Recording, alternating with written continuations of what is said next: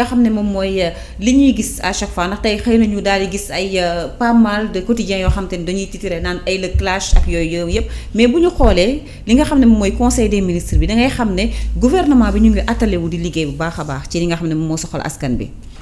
waaw bon gouvernement bi ñu ngi liggéey de par ki nga xamante ni moo ko dirigé di premier ministre. Mais d'abord damay njëkk a wax ci conseil des ministres bi le président de la République à l'entame de ses propos aurait dû au moins féliciter le premier ministre. C'est important. Pourquoi moi wax ne il aurait dû féliciter le premier ministre? Parce que quoi qu'on puisse dire, il faut que tout le monde accepte que le premier ministre a désamorcé une bombe. Tout à l'heure kii koy wax léegi. Il a désamorcé une bombe. waroon na ko féliciter. Cette bombe bi mu désamorcé. Parce que bu ñu fàtte ne opposition bi fi nekk. nga xam amuñu argument à défaut d'argument. xaar nañu ba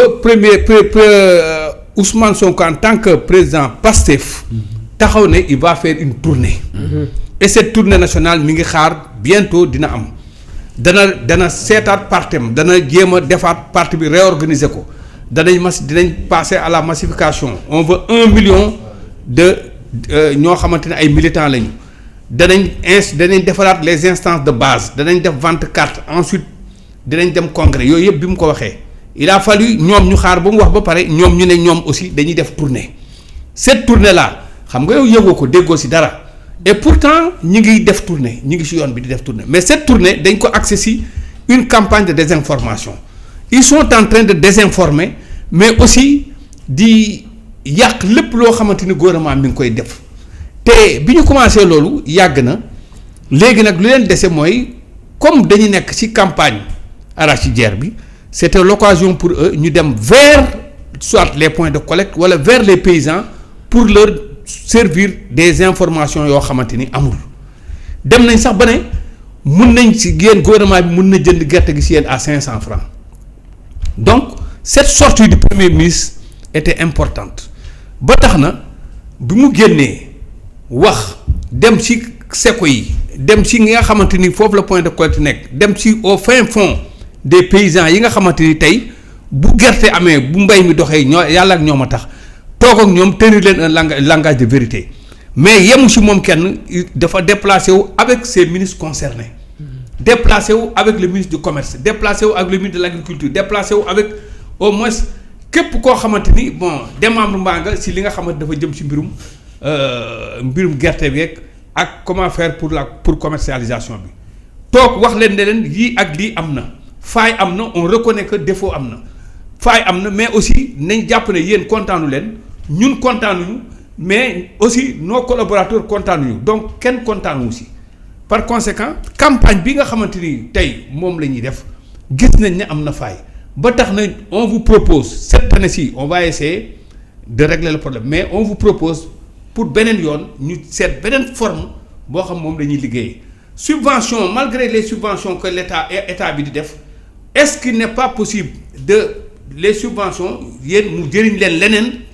à la place pour ñu jox leen ko foofu ngeen doxale ko parce que on a d'autres politiques boo xamante ni lu jëm ci mbirum mbay mi ñu wax la te ne leen ko proposer nag ñun ak yéen ñoo koy liggéeyandoo c'était important yooyu baykat yi xam ko c'était important que ñi nga xamante ni tey ci état la ñuy yaakaar pour lii ñuy dundee lii ñuy def ñu mën leen ci accompagner. C'était important que moom mu demoon déplacé wu en question ba loolu tax ma ne il a désamorcé une bombe donc bu loolu weesoo y a aussi le problème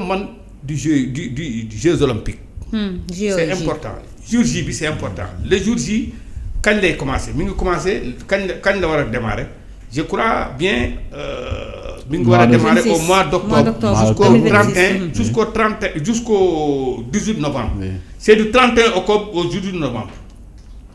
mais man li ma jaaxal ci biir y a pas carrément l'implication des populations et puis je ne vois pas gisuguma benn engouement bu war a tax ñu wax ne bon ça sent vraiment les Jeux olympiques ici au Sénégal. fii Sénégal d'abord sur le plan infrastructure les infrastructures xamuñu fan la toll. On a une fois vu benn yoon le président s'est déplacé fii à la Médina pour doon xool yi travaux yi fan la toll avancement des travaux. Oui. À part ça il y a plus rien les sites yi nga xamante ni pratiquement foofu la dem. Je pense que démb tamit demoon na ci piscine olympique. merci on doit faire y a pas une bonne pub bu war a tax bon vraiment population yi impliqué su xam si et puis il y a d'autres acteurs yoo xamante ni ñoom on doit les impliquer sur ça pour que vraiment ñu am une réussite totale bu tax ñu war ko lii nekkul lu tuuti loo xamante ni dañu war a xaar ba nga xamante ni dafa ne kët na jonn pour que ñu kii te nag quand on est en face je ne dis pas une opposition quand on est en face des ennemis parce que ñii man je ne les considère pas comme une opposition doit être une opposition constructive mais opposition boo xam ne dafa dem transformer wu en une haine kooku nekkatul opposition donc bu mel noonu bu amee ci réew dafa laaj lépp loo xamante daf fi am war a dem ci luy doxal réew mi dafay laaj d'abord nga utiliser tous les moyens veut dire il faut que nga associer les parties prenantes yi nga xamante dañ ci bokk pour que li nga xamante ni moom la ñuy yaakaar ci Jeux olympiques yi ñu am ci une réussite totale. Et loolu je crois que gisuguma pratiquement li tax ma war a wax ne bon on va vers une réussite totale des Jeux olympiques de la jeunesse. C'est important donc daal je crois que foofu gouvernement bi war na gën a accentuer kii am ci boobu xëy na peut-être avec la venue de Déthié Fall actuellement il est en train de faire un excellent job.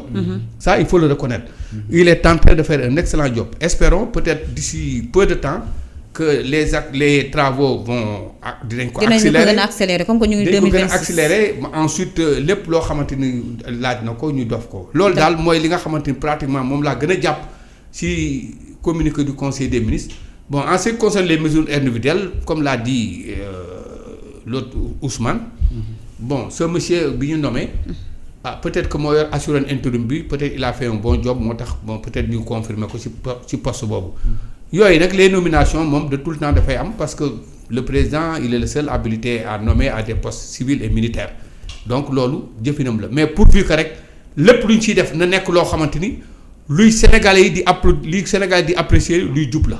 d'accord luy jub la. vraiment loolu daal mooy li nga xamante ni pratiquement gis naa ne daal war nañ ci mën a gaaw def ko surtout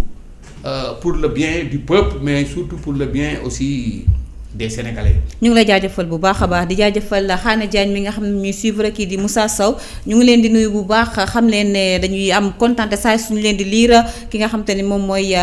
kon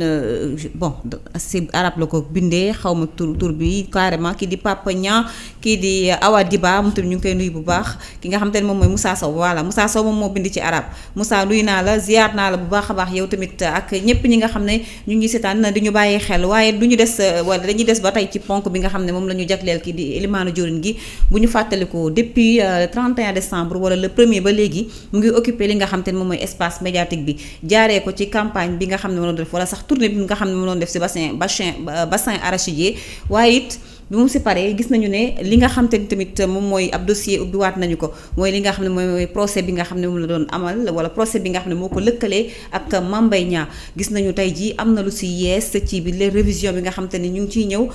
ak yeneen ni nga xam ne noonu la Ousmane Sonko di def bay occuper espace médiatique bi te du moom moo koy utal boppam noonu nan nga koy jàngate